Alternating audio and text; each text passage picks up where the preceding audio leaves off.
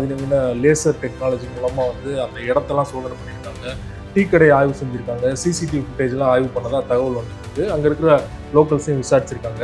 அடுத்த கட்டமாக சிபிஐ விசாரணை எதை நோக்கி போகும்னு நினைக்கிறீங்க? சூடு பிடிக்க ஆரம்பிச்சு எஃப்ஐஆர் டீட்டெயில்ஸ் விஜயை நேரில் கூப்பிட்டு விசாரிக்க வாய்ப்பு இருக்கு. கண்டிப்பாக இருப்பாங்க. அது கண்டிப்பாக இந்த கரூர் துயர சம்பவத்தில் ஜனநாயகன் திரைப்படத்தோட ஷூட்டிங் நடத்தப்பட்டது. ஸோ சிபிஐ விசாரணையில் அதுவும் தெரிஞ்சிருமா?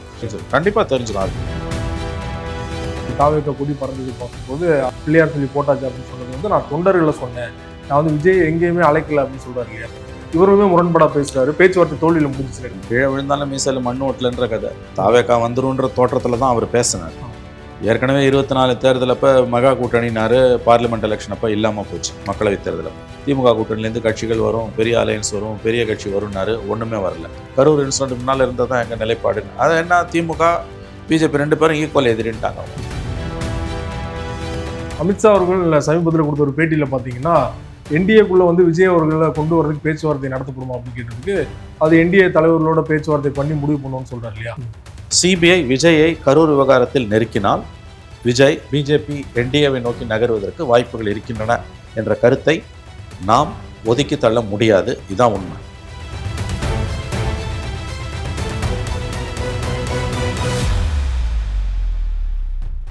அரசியல் களம் நேயர்களுக்கு வணக்கம். இன்றைக்கு நம்ம நேர்காணலுக்காக மூத்த பத்திரிகையாளரும் அரசியல் திறனாய்வாளருமான திரு மணி அவர்கள் நம்மோடு இணைந்திருக்கிறார். அவரோடு பேசலாம். சார் வணக்கம். வணக்கம். கரூர் துயர சம்பவ வழக்க சிபிஐ விசாரணை துரிதப்படுத்தியிருக்காங்க. இன்றைய காலையில் கூட பார்த்தீங்கன்னா அதிநவீன லேசர் டெக்னாலஜி மூலமாக அந்த இடத்தெல்லாம் சோதனை பண்ணியிருக்காங்க. டீ கடை ஆய்வு செஞ்சுருக்காங்க. சிசிடிவி ஃபுட்டேஜ்லாம் ஆய்வு பண்ணதாக தகவல் வந்துட்டு இருக்கு. அங்கே இருக்கிற லோக்கல்ஸையும் விசாரிச்சிருக்காங்க. அடுத்த கட்டமாக சிபிஐ விசாரணை எதை நோக்கி போகும்னு நினைக்கிறீங்க சார்? இப்போ தான் ஆரம்பிச்சிருக்காங்க. சூடு பிடிக்க ஆரம்பிச்சிருக்கு. எஃப்ஐஆர் டீட்டெயில்ஸ் வெளியில் வரல. எஃப்ஐஆர் பதிவு பண்ணிட்டாங்க, ஆனால் அதை ஏன் அப்லோடு பண்ணாமல் இருக்கிறாங்கன்னு தெரியலன்னு சர்ச்சைகள் வந்திருக்குது. யூஸ்வலாக எஃப்ஐஆரை அப்லோடு பண்ணி ஆகணும். இதில் மறைக்கிறதுக்கு ஒன்றும் கிடையாது பெருசாக. அப்லோடு பண்ணாத மாதிரியான எஃப்ஐஆர்னா பெண்களுக்கு குழந்தைகளுக்கு எதிரான குற்றங்கள், அந்த மாதிரியான சார்ஜஸ் இல்லை ரொம்ப தீவிரவாத செயல்களாக இருக்கும். இது அந்த மாதிரியான இதில் வராது. இது ஏன் அப்லோடு பண்ணல எஃப்ஐஆர்னு தெரியல. இது நடுப்புற இந்த எஸ்ஐடி இந்த சிபிஐ விசாரணையை கண்காணிக்கக்கூடிய ஓய்வு பெற்ற உச்சநீதிமன்ற தலைமை நீதிபதி அஜித் ரஸ்தோகி தலைமையிலான 3 அமர்வு உள்ளடக்கிய 3 நபர்கள் சிறப்பு புலனாய்வு குழு அங்கே வர இருக்குது. இன்னைக்கு வராங்கன்றாங்க. ஒருவேளை சிபிஐ விசாரணை குழு அவர்களிடம் அறிக்கை அளித்த பிறகு இந்த எஃப்ஐஆர் அப்லோட் ஆகுமான்னு நம்ம பார்க்கணும். ஏன்னா எஃப்ஐஆர் அப்லோட் ஆனால் தான் நம்ம எந்த திசையில் விசாரணை போகுது என்பதை முடிவு செய்ய முடியும். சிபிஐ தரப்புலேருந்து எந்த விதமான வார்த்தையுமே இது வரைக்கும் வெளியில் வரல. புகைப்படங்கள் தான் வந்திருக்குது. ஸோ எஃப்ஐஆர் டீட்டெயில்ஸ் முதல்ல வெளியில் வரணும். அதுக்கு பிறகு தான் நம்ம பேச முடியும். அவ்வளோ சீக்கிரமாக சிபிஐயோ சிறப்பு புலனாய்வு குழுவோ மீடியா கிட்ட வாயை திறக்க மாட்டாங்க. ஏன்னா கிட்டத்தட்ட சுப்ரீம் கோர்ட் மானிட்டரிங் லெவலில் இருக்கக்கூடிய ஒரு இன்வெஸ்டிகேஷன். ஸோ இப்போ தான் ஆரம்பிச்சிருக்குது. எஃப்ஐஆர் டீட்டெயில்ஸ் வந்தால் தான் நம்ம அடுத்து பேச முடியும். குறிப்பாக எஃப்ஐஆரில் இங்கே கரூர் காவல்துறை போட்ட மாதிரியே A1 Mathiyazhagan, A2 Bussy Anand, A3 Nirmalkumar அப்படி போட்டதாக தகவல் வந்தது. அதே எஃப்ஐஆர் தான் இவங்க போட்டிருக்காங்களா இல்லைனா புதிதாக? இதெல்லாம் யூகங்க. எந்த தகவலும் வரல. இதெல்லாம் இவங்கள அடிச்சு விடுறாங்க. மீடியா அவங்கள அடிச்சு விடுறாங்க. அதிகாரப்பூர்வமாக எஃப்ஐஆர்ல என்ன இருக்குன்றது யாருக்குமே தெரியாது. அதிகாரப்பூர்வமாக அது அப்லோட் ஆன பிறகு தான் நமக்கு தெரியும். அவங்க ப்ரெஸ் மீட் வச்செல்லாம் கொடுக்க மாட்டாங்க. எஃப்ஐஆரை மேண்டேட் லீகல் மேண்டேட் அப்லோடு பண்ணி ஆகணும். ஏன் பண்ணாமல் இருக்காங்கன்னு தெரியல. நிரந்தரமாக பண்ணாமல் இருக்க முடியாது. ஏதாவது ஒரு கட்டத்தில் எஃப்ஐஆரை அவங்க ஆன்லைனில் அப்லோடு பண்ணி தான் ஆகணும். டிரான்ஸ்பரன்சி அப்போ தான் இருக்கும். அந்த எஃப்ஐஆர் அப்லோட் ஆன பிறகு தான் நமக்கு என்ன திசையில் விசாரணை போகுதுன்றது தெரியும். இப்போதைக்கு என்ன இருக்குது எஃப்ஐஆர்லன்னு யாருக்கும் தெரியாது. ஆளாளுக்கு ஒரு கதையை கட்டி விடுறாங்க. கம்பி கட்டுற வேலைன்னு வாங்கல, அதை தான் செஞ்சுன்னு கிடக்குறாங்க. அதனால் அது மதியழகம் புஷி இதெல்லாம் கதை. அதிகாரப்பூர்வமாக எந்த தகவலும் எவரிடத்தும் இல்லை. விஜயை நேரில் கூப்பிட்டு விசாரிக்க வாய்ப்பு இருக்கு. கண்டிப்பாக இருப்பாங்க. அது கண்டிப்பாக. அது எஸ்ஐடி விசாரித்தாலும் நேரில் அழைப்பார்கள், சிபிஐ விசாரித்தாலும் கண்டிப்பாக அழைப்பார். அது ப்ரொசீஜர். அது பிறகு நடக்கும், உடனடியாக நடக்காது. முதல்ல பூர்வாங்க ஆதாரங்களை திரட்டுவாங்க, கடைசியாக தான் விஜய் கிட்ட வருவாங்க. அது விசாரணையின் ஒரு அங்கம். அது விஜய் கண்டிப்பாக விசாரிக்கப்படுவார். அவர் நடத்தின கூட்டத்தில், அவர் பேசின கூட்டத்தில் தான் இந்த துயர சம்பவம் நடந்திருக்கிறது. நிச்சயம் விஜய் விசாரிக்கப்படுவார். அது சட்டத்தின் பணி. அது பொதுவாக எல்லாருக்கும் எழுதுற கேள்வி, முதல்ல விஜய் அவர்கள் தாமதமாக வந்தது தான் பெரிய தவறு.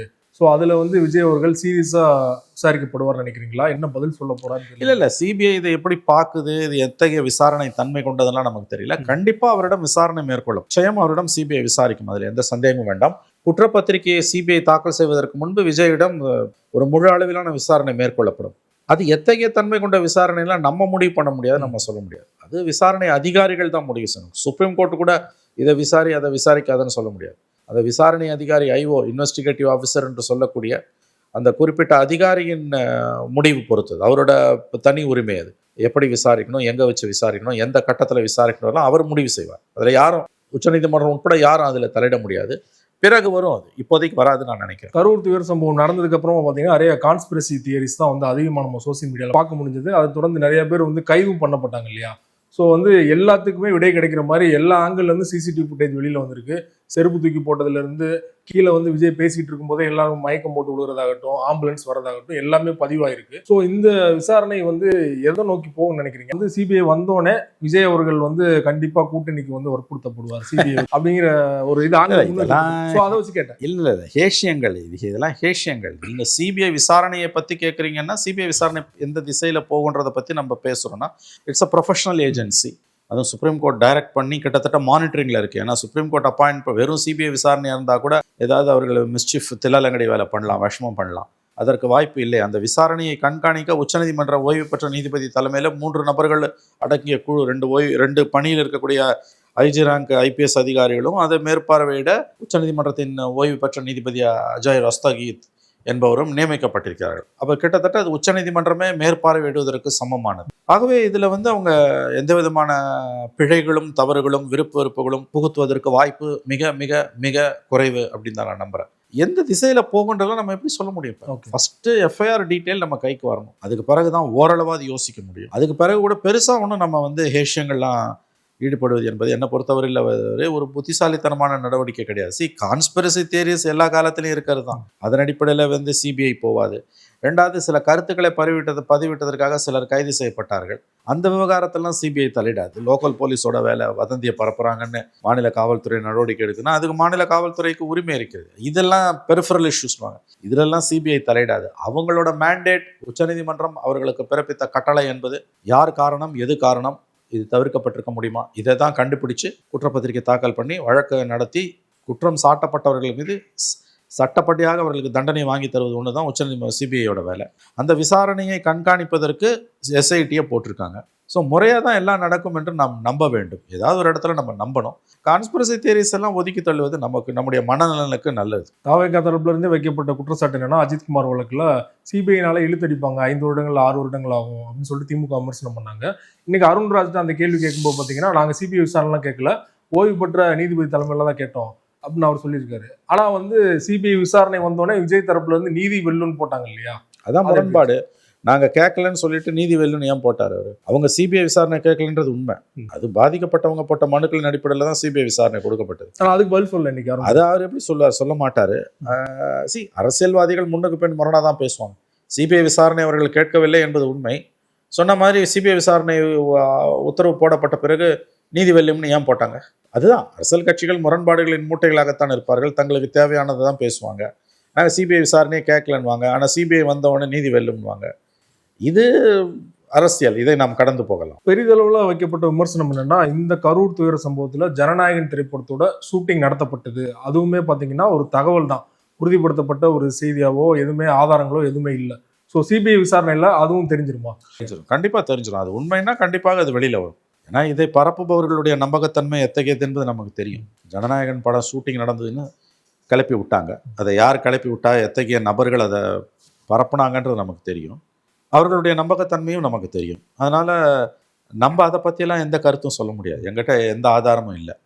நீங்கள் சொல்கிறது ஒரு பாயிண்ட் கரெக்டாக, அந்த கோணத்திலும் சிபிஐ கண்டிப்பாக விசாரிக்கும். அதிலெல்லாம் எந்த சந்தேகமும் இல்லை. ஒருவேளை உண்மையிலே நடத்தப்பட்டிருந்தா அது விஜய்க்கு பெரிதளவில் பின்னடைவு. அது உண்மையாக இருக்கும் பட்சத்தில் விஜய்க்கு மிகப்பெரிய பின்னடைவு. எனக்கு தெரிந்து வாய்ப்பு அதுக்கு குறைவு. ஏன்னா அவ்வளோ தூரம் அவர் முட்டாளாக இருப்பார்னு நான், இதெல்லாம் ஒரு கட்டத்தில் வெடிச்சு சதிரடின்றது அவருக்கு தெரிஞ்சிருக்கும். அதனால தான் நான் சொன்னேன், இந்த சம்பவங்கள் நடக்க போதுன்னு அவருக்கு தெரியாது இல்லையா? மேபி வந்து இந்த க்ரௌடை வந்து ரியல் க்ரௌடை வந்து அவங்களால கூட்ட முடியாது. ஸோ படம் முடிஞ்சோடனே விஜயோட அரசியலுக்காக அந்த வீடியோ பயன்படுத்துறதுக்காக கூட அவங்க எடுத்துருக்கலாம் இல்லையா? அது அப்படி நம்ம சொல்ல முடியாதுங்க. நான் மறுபடியும் சொல்கிறேன், ஒன்றை நினைவில் கொள்ளுங்கள். ஒருத்தனை கெட்டவன் சொல்கிறதுக்கு அல்லது ஒருத்தர் மீது நம்ம நெகட்டிவாக அவதூறு பேசுறதுக்கு 100 ஆதாரம் வேணும். ஆனால் ஒருத்தனை நல்லவன் சொல்கிறதுக்கு 1 ஆதாரம் இருந்தால் போதும். என்ன சொல்லப்போனால் அது கூட தேவையில்லை. ஒருத்தனை நல்லவன் சொல்கிறதுக்கு 0 ஆதாரம் இருந்தால் போதும். ஆனால் ஒருத்தனை கெட்டவன் சொல்கிறதுக்கு நெகட்டிவாக ஒருத்தரை பற்றி பேச, அது யாராக இருந்தாலும், யாராக வேணா இருக்கட்டும், லெட் இட் பி எனிபடி, தனி மனிதர்களாக இருக்கட்டும், விஜயாக இருக்கட்டும், அரசியல் கட்சிகளாக இருக்கட்டும், யாராக வேணா இருக்கட்டும், லிட்ரலி யாராக வேணா, லெட் தம் பி எனிபடி, யாராக வேணா இருக்கட்டும், ஒருவனை நல்லவன் சொல்கிறதுக்கு ஆதாரமே கூட தேவையில்லை. ஆனால் ஒருத்தனை கெட்டவன், அவன் தப்பு பண்ணிட்டான், நெகட்டிவாக ஏதோ சொல்லணும்னா நம்மக்கிட்ட 100 ஆதாரம் இருக்கணும். அப்ப இந்த மாதிரி விஷயங்கள்கிட்ட நம்ம எந்த ஆதாரமுமே இல்லை. சிலர் அதை பேசுறாங்க. அதனாலதான் நான் சொன்னேன், அந்த சிலரின் நம்பகத்தன்மை என்ன என்பது நாம் அனைவருக்கும் நன்றாக தெரியும். அதோட அதை விட்டுறது பெட்ரு. ஒருவேளை அது உண்மையா இருந்ததுன்னா கண்டிப்பா சிபிஐ விசாரணையில வெளியில வரப்போகுது. அப்படி வந்துன்னா அப்ப பேசலாம். நம்ம கிட்டத்தட்ட 7 மாதங்கள் தான் இருக்குது தேர்தல் வர்றதுக்கு. 7 மாதங்களுக்கு முன்னாடி வந்து சிபிஐ விசாரணை முடிச்சு ஒரு முடிவு தெரிஞ்சிருமா? தெரியலங்க. அது சார்ஜ் ஷீட் வந்து மேண்டேட்டரி பீரியடுக்குள்ள போடுங்கன்னு உச்சநீதிமன்றம் சொல்லியிருக்கு. ஐ திங்க் 3 to 4 monthsக்குள்ள சார்ஜ் ஷீட் ஃபைல் பண்றதுக்கு வாய்ப்பு இருக்கு. அப்படிதான். ஏன்னா உச்சநீதிமன்றம் அந்த உத்தரவு பிறப்பித்த பிறகு சொன்னது வந்து ரீசனபிள் டைம் ஃப்ரேம் அண்ட் அந்த மேண்டேட்டரி பீரியட்ன்றாங்க. ஐ திங்க் அந்த மேண்டேட்டரி பீரியட்ன்றது 3 அல்லது 4 மாசம் நான் நினைக்கிறேன். நிச்சயமா தேர்தல்களுக்குள்ள குற்றப்பத்திரிகை தாக்கல் செய்யப்பட்டு விடும் தான் நான் நம்புறேன். விசாரணை முடிஞ்சு தீர்ப்பெல்லாம் அதெல்லாம் சில வருடங்கள் ஆகும். தேர்தலுக்கு முன்னால தீர்ப்பு வருவதற்கு வாய்ப்பு குறைவு, ஆல்மோஸ்ட் இல்லை. பட் குற்றப்பத்திரிகை தாக்கல் செய்யப்படுவதற்கு வாய்ப்புகள் 3 to 4 monthsல குற்றப்பத்திரிகை தாக்கல் செய்யப்பட்டு விடும் என்றுதான் நான் நம்புகிறேன். நேற்று பார்த்தீங்கன்னா எடப்பாடி அவர்கள் பிரஸ் மீட்ல தொடர்ச்சியா நீங்க வந்து விஜய கூட்டணிக்குள்ள இழுக்கிறதுக்கு தவிக்கிறீங்க. தாவேக்கா கொடி பறந்தது பார்க்கும்போது பிள்ளையார் சொல்லி போட்டாச்சு அப்படின்னு சொன்னது வந்து நான் தொண்டர்களை சொன்னேன், நான் வந்து விஜய் எங்கேயுமே அழைக்கல அப்படின்னு சொல்றாரு இல்லையா? இவருமே முரண்படா பேசுறாரு. பேச்சுவார்த்தை தோல்வியில முடிஞ்சிச்சுன்னு. கீழே விழுந்தாலும் மீசையில மண் ஓட்டலன்ற கதை. தாவேக்கா வந்துருன்ற தோற்றத்துல தான் அவர் பேசினார். ஏற்கனவே 24 தேர்தல் அப்ப மகா கூட்டணினாரு, பார்லிமெண்ட் எலெக்ஷன் அப்ப இல்லாம போச்சு, மக்களவை தேர்தல் அப்ப. அதன் பிறகு இப்போ அவருடைய தேர்தல் பிரச்சாரத்தை 4 மாதங்களுக்கு முன்னால துவக்கும் பொழுது திமுக கூட்டணியிலேருந்து கட்சிகள் வரும், பெரிய அலையன்ஸ் வரும், பெரிய கட்சி வரும்னாரு. ஒன்றுமே வரல. அப்புறம் விஜய் கட்சி வந்து குறிப்பாக கரூருக்கு பிறகு அதிமுக எந்த அளவுக்கு விஜய்க்கு வக்காலத்து வாங்கியது, அசம்பிளிக்குள்ளேயே எதிர்கட்சி தலைவர் எடப்பாடி பழனிசாமி எந்த அளவுக்கு ஆதரித்து பேசினார்ன்றது நம்ம எல்லாருக்கும் தெரியும். ஒரு கட்டத்தில் முதலமைச்சர் ஸ்டாலின் அவர்கள் தன் கட்சிக்காரர்களுக்காக கூட எதிர்கட்சி தலைவர் இப்படி பேசியதில்லை, தாவேக்காக எதற்காக இவ்வளவு அக்கறைலாம் கேட்டார், அசம்பிளிலேயே கேட்டார் ஸ்டாலின். அப்புறம் தன்னுடைய கூட்டத்தில் தாவேக்கா தொண்டர்கள் குடிப்பிடிச்சதை பார்த்துட்டு பிள்ளையார் சுழி போட்டாச்சுனார். இதெல்லாம் வந்து அவங்க தாவேக்காவோட வருகைக்கு, விஜயோட வருகைக்கு அதிமுக கொண்டு இருக்கக்கூடிய ஏக்கத்தை தான் காட்டியது. அன்னைக்கு அவர் வெளியில வந்து அவங்க நிர்மல்குமார் வந்து நாங்கள் எங்களோட இதில் எந்த மாற்றமும் இல்லை, 3 மாதத்துக்கு 1 மாதம் மேலே கரூர் இன்சிடென்ட் முன்னால் இருந்தால் தான் எங்கள் நிலைப்பாடுன்னு. அது என்ன, திமுக பிஜேபி 2 பேரும் ஈக்குவல் எதிரின்ட்டாங்க அவங்க. இது அதிமுக கண்டிப்பாக பின்னடைவு. அது ஏற்றுக்கொள்ள எடப்பாடி மறுக்கலாம். நிச்சயமாக அவங்க வந்து அதிமுக ஒரு பின்னடைவை சந்தித்திருக்கிறது. தாவேக்கா அதிமுகவோட அந்த ஓவர்ச்சர்ஸ்வாங்க அந்த கோரிக்கைகளை நிராகரித்திருக்கிறது. இப்போதைக்கு 2 மாதம் பொறுத்து மாறலாம், 3 மாதம் பொறுத்து மாறலாம். தற்பொழுதைய நிலவரம் தாவேக்கா வந்து கூட்டணி இல்லை என்று கிட்டத்தட்ட சொல்லிவிட்டதால அதிமுக நிர்மல்குமார் சொல்றதை நம்ம உறுதியாக எடுத்துக்கணும். இப்போதைக்கு எடுத்துக்கணும். கரெக்ட், நல்ல வார்த்தை இது. விஜய் சொல்லலை, நிர்மல்குமார் தானே சொன்னாங்க. அதனால தான் நான் சொன்னேன் பொங்கலுக்கு பிறகு மாறலாம். திடீர்னு விஜயோட நிலைப்பாட்டிலே மாற்றம் வரலாம். தை பிறந்தா வழி பொறுக்குன்னுவாங்க. இந்த எலெக்ஷன் நெருக்கத்தில் இந்த முடிவுகள் மாதிரி அவர் போகலாம், அல்லது போகாமல் இதே மாதிரி கூட தனியாக கூட நின்றுட்டு போகலாம். இப்போதைக்கு தாவேக்கா தனியாக நிற்குன்றது தான் முடிவு. இந்த முடிவு அதிமுகவுக்கு பின்னடைவு என்பது உண்மை. வருங்காலங்களில் விஜய் விமர்சிக்க கூட வாய்ப்பு இருக்கு எடப்பாடி அவர்கள். அது தேர்தல் நேரத்தில் இல்லைன்னா சீச்சி இந்த பழம் புளிக்கும்னு விமர்சிக்கலாம். பட் அவ்வளோ சுலபமாக அவர் விமர்சிக்க மாட்டார், கூட்டணி இல்லாட்டி கூட எனக்கு தோணுது. ஏன்னா தாவேக்கா வாக்குகளை அதிமுக குறிவைக்கிறது. அது ஒரு நல்ல ஸ்ட்ராட்டஜி தான். ஏன்னா இந்த தேர்தல் திமுக ஸ்டாலின் வேண்டுமா வேண்டாமா என்ற தேர்தலாக இருக்கிறது. அப்படி இருக்கும்பொழுது திமுக எதிரான வாக்குகள் எல்லாத்தையும் ஒரு குடையின் கீழ் திரட்டணும், ஒரு அணியில் திரட்டணுன்றது தான் பிரதான எதிர்கட்சியோட லட்சியம். அதில் விஜய் வந்தால் வசதி, விஜய் வரலன்னாலும் அவங்க விஜய் வாக்காளர்களை கவரத்தான் பார்ப்பாங்க. அதனால் விஜயை தொடமாட்டாங்க. ஒரு சீமான் விஜய் விமர்சிப்பது போல, திமுக கூட்டணியில் உள்ள கட்சிகள் விமர்சிக்காமல் இருப்பது போல, சீமான் விமர்சிப்பது போல ஒருபோதும் எடப்பாடி விமர்சிக்க மாட்டார். அவர் இதில் அடக்கி வாசிப்பார், கடந்து போவார்னு தான் நான் பார்க்குறேன். விஜய் அதிமுக கூட்டணிக்கு வராவிட்டாலும் கூட விஜயை அதிமுக தொடாது என்று தான் நான் பார்க்கிறேன். ஏன்னா அந்த வாக்குகள் அப்போ தான் அவங்ககிட்ட வரும்னு அவங்க நம்புறாங்க. அமித்ஷா அவர்கள் சமீபத்தில் கொடுத்த ஒரு பேட்டியில் பார்த்தீங்கன்னா என்டிஏக்குள்ள வந்து விஜய் அவர்களை கொண்டு வரதுக்கு பேச்சுவார்த்தை நடத்தப்படுமா அப்படின்னு கேட்டதுக்கு அது என்டிஏ தலைவர்களோட பேச்சுவார்த்தை பண்ணி முடிவு பண்ணுவோம்னு சொல்றாரு இல்லையா?